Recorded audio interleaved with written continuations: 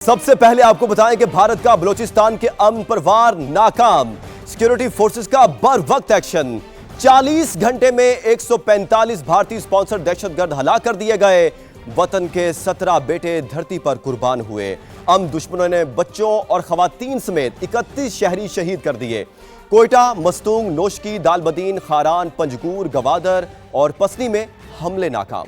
145 dead bodies जो हैं वो हमारे पास हैं। We manage to kill 145 terrorist in 40 hours. हमारे 17 लॉ इन्फोर्समेंट के जो लोग थे, जिसमें पुलिस और एफसी शामिल हैं, और एक हमारे जो नेवी का एहलकार, ये इन लोगों की शहादतें हुई हैं। और सिविलियन हमारी जो कैजुअल्टीज हैं वो 31 हैं।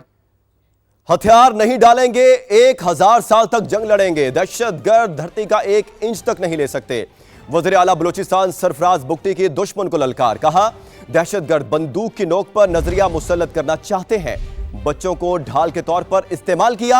हमले की इंटेलिजेंस इतलात थी, इसीलिए इतना बड़ा हमला नाकाम बनाया। आप हिंदुस्तान की प्रॉक्सी के साथ ये जंग लड़ रहे हैं। They want us to surrender, we will not. हम 1000 साल तक ये जंग लड़ेंगे। This country is ours, this is our motherland, will fight for it. इस तरह के 1000 हमले हम पर करें, they can not take inch from us. चाहे ये बशीर ज़ेब हो, चाहे ये अल्लाह नज़र हो, चाहे ये बाकी जितने इसके लोग हैं, अरबियार हो, ये सब हिंदुस्तान की दलाली करते हैं। ये खालिस्तान बंदूक के जोर पर अपना नजरिया हम पर मुसल्लत करना चाहते और बलोच को एक लाहासिल जंग में धकेलना चाहते। बलोच को ईंधन क्यों बना रहे हो? अनफॉर्चुनेटली आज अफगानिस्तान की रियासत पाकिस्तान के खिलाफ इस्तेमाल हो रही, और अभी हमारे पास इनिशियल इतलात हैं, इनके साथ अफगानी भी शामिल है। Security paradigm and development paradigm, ये हम पैरेलल चलाएंगे और बलूचिस्तान अमन की तरफ लौटेगा। वजीर दिफा ख्वाजा आसिफ ने भारत और कलअदम BLA को एक सिक्के के 2 रुख करार दिया। कहा, गिरफ्तार दहशतगर्दों के बयानात भारत से रवाबित के वाज़ेह सबूत हैं। लापता अफराद का बयानिया मुकम्मल फ्रॉड है। हलाक दहशतगर्द मिसिंग पर्संस की फहरिस्तों में निकलते हैं। जो नेक्सस है या एक सिक्के के 2 रुख हैं, हिंदुस्तान और BLA। हिंदुस्तान शिकस्त फाश जो है पिछले साल मई में जो उनको एंटी लगी है, उसके बाद ये टैक्टिक्स जो हैं इस्तेमाल किए जा रहे हैं कि सिविलियन आबादियों को निशाना बनाया जाए। जो लोग गिरफ्तार किए गए, उनकी कन्फेशंस जो हैं उनसे भी साबित होती हैं। लिंकेजेस जो हैं वो हिंदुस्तान की तरफ जो है इशारा कर। 12 शहरों में जो वाक़यात हुए हैं उसमें 2 जगह जो है ख्वातीन जो है इस्तेमाल की गई हैं। दहशतगर्द मारे गए हैं पिछले 2 दिन में, उनकी तादाद 100 से भी ज़्यादा है और हो सकता है ये तादाद जो है बढ़ जाए। और हम इन दहशतगर्दों को मुकम्मल तौर पे जो है इनका खात्मा करेंगे। उसमें किसी किस्म की कोई रायत की कोई तवक्को ना रखे। वज़ीर आला पंजाब मरीम नवाज की बलूचिस्तान में दहशतगर्दों के बुज़दिलाना हमलों की मज़म्मत।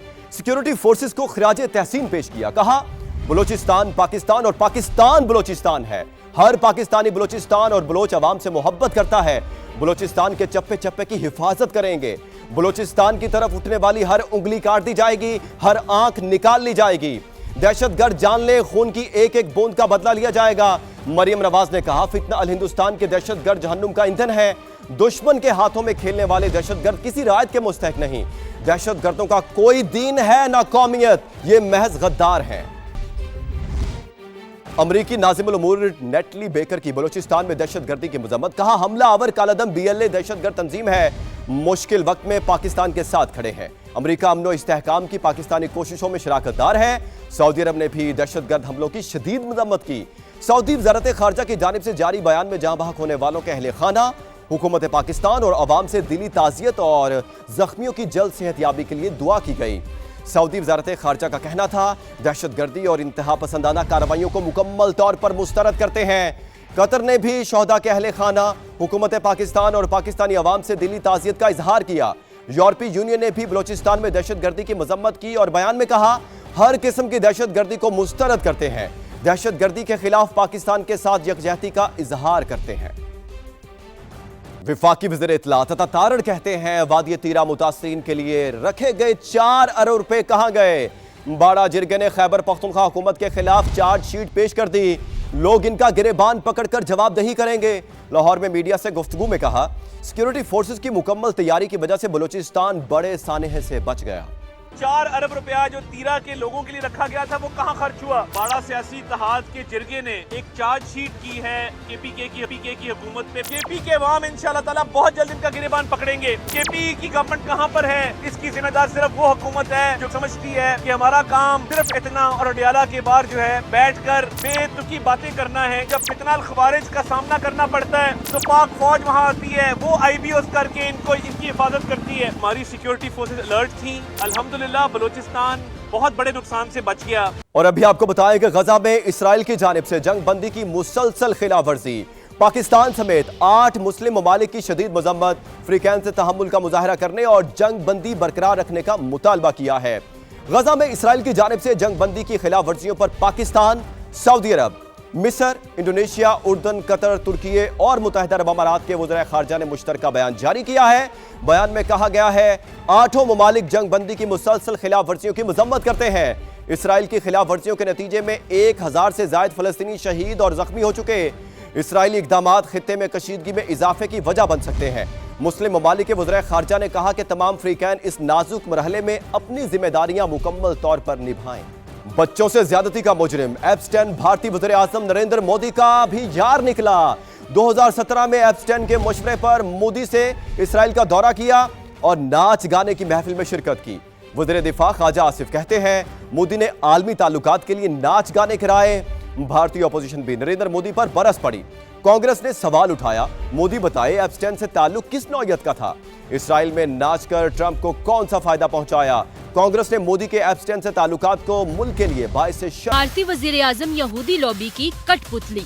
एप्स्टीन फाइल्स ने नरेंद्र मोदी की असलियत बेनकाब कर दी। अमरीकी महकमा खारजा से जारी दस्तावेजात के मुताबिक बच्चों से ज्यादती के मुजरिम जेफरी एप्स्टीन के मशवरे पर नरेंद्र मोदी ने इसराइल का दौरा किया और नेतन्याहू के हमरा नाच गाने की महफिलों में शिरकत की। मोदी खुद नाचते भी रहे। वज़ीर दिफा ख्वाजा आसिफ कहते हैं मोदी इसराइल और अमेरिका की खुशनुदी के लिए खुद भी नाचते रहे। वज़ीर आज़म मोदी का एक और चेहरा जो सामने आया है वो इसराइल को की खुशनुदी के लिए अमेरिका के कुर्बत के असूल के लिए मुजरे भी कराते हैं और उन मुजरों में खुद भी डांस कर। भारतीय ओपोजिशन ने भी मोदी को आड़े हाथों लिया। कांग्रेस पार्टी ने सवाल उठाया, मोदी बताए एप्स्टीन से ताल्लुक किस नौयत का था? बदनाम इस जमाना मुजरिम से भारतीय वज़ीर आज़म का ताल्लुक मुल्क के लिए बाइस शर्म है। इसराइल में नाच कर किसको कौन सा फायदा पहुंचाया गया? मोदी को जवाब देना होगा। कराची से आपको खबर दें कि वज़ीर आला सिंध मुराद अली शाह ने कहा है सानिया गुल प्लाजा की तहकीकाती रिपोर्ट में कुछ खामियां हैं। असल वजूहात का पता लगाने के लिए जुडिशल इंक्वायरी कराने का फैसला किया। वाक़े पर सियासत की जा रही है जो मुनासिब नहीं। कहां और कौन से आइन में लिखा है कराची को विफाक के हवाले किया जाएगा? मैंने कहा कि बहुत अफसोसनाक वाक़या था। उस सिलसिले में हमने तहकीकात पहले दिन से शुरू कर दी थी। रेस्क्यू के अमल के बाद बल्कि उसी वक्त मैंने इंक्वायरी ऑर्डर कर दी थी। हमने chief justice and high court को भी लिखा कि इस पे आप जुडिशल इंक्वायरी करें। दरखास्त चीफ जस्टिस साहब से यही है कि एक जज को मुकर्रर किया जाए। इसमें जो हमें रिपोर्ट में कमी नजर आई वो शुरू होती है इसकी बिल्डिंग की अप्रूवल से। सबसे पहले तो आईन में बता दें कि कहाँ लिखा है कि किसी सूबे के किसी हिस्से को वफाक के हवाले किया जा सकता है। सियासत ऐसे साने पे करना मुनासिब नहीं है। सानिया गुल प्लाजा की बात करते हुए आपको बताएं कि सानिया गुल प्लाजा पर खालिद मकबूल सदीकी का बयान भी आया है। कराची के फायर टेंडर्स बड़ी तादाद में अंदरूने सिंध हुक्मरानों के घरों में खड़े हैं। विफाकी वजीर डॉक्टर खालिद मकबूल सदीकी कहते हैं किसी का नाम नहीं लूंगा, मसला फायर टेंडर्स के पानी का नहीं, हुक्मरानों के आंखों के पानी का है। वज़ीर आज़म और वज़ीर आला हाउस से कोई तवक्को नहीं। इस शहर में अब टैक्स देने वालों को भी जलाया और उसको उसी इमारतों में दफन किया जा रहा है। मसला फायर टेंडर के पानी का नहीं है, हुक्मरानों की आंखों की पानी का है। अब ना वजीर आला हाउस न वजीर आजम हाउस, उनको मुतनब्बे तो किया जा सकता है, उससे कोई तवक्को नहीं रखी जा सकती। फायर टेंडर कम नहीं है। जब भी आए हैं MQM के नाज़मीन और मेयर्स के दौर में ये फायर टेंडर दिए गए थे। वो फायर टेंडर जो नवाबशाह में खड़े हैं, खैरपुर में खड़े हैं, कराची के दादू में खड़े हैं, यानी वहां तो है ही नहीं, जब भी तो कराची की खड़े हैं। वहां की आवाम के लिए हुक्मरान खानदानों के घरों में खड़े हैं, मैं नाम नहीं लूंगा, 20 की तादाद में।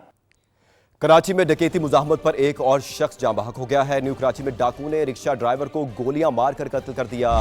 मकतूल के अहले खाना ने इंसाफ का मुतालबा कर दिया।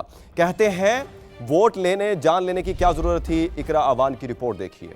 खबरों का सिलसिला आगे बढ़ाते हुए आपको बताएं कि विफाकी इदारा शुमारियात के अदादो शुमार पर शराखानगी से मुतालिक फाफन की जनूबी एशियाई ममालिक पर जायजा रिपोर्ट आ गई है। पाकिस्तान की मजमूई शराखानगी 63% रही, जो जनूबी एशिया में सबसे कम रही। पंजाब में सबसे ज्यादा शराखानगी 68% है। बलोचिस्तान में शराखानगी सबसे कम 49% रिकॉर्ड की गई है। फाफन के मुताबिक मर्दों में शराखानगी 73 और खवातीन में सिर्फ 54% रही है। 2018-19 के मुकाबले में शराखानगी में सिर्फ 3% इजाफा हुआ है। खित्ते में मालदीव सबसे आगे रहा, जहां शराखानगी 98% है। श्रीलंका में 93%, भारत में 87% और बांग्लादेश में शराखानगी 79% है। ये फाफन की रिपोर्ट हमने आपको पेश की है और मजीद खबरें शामिल करेंगे एक ब्रेक के बाद।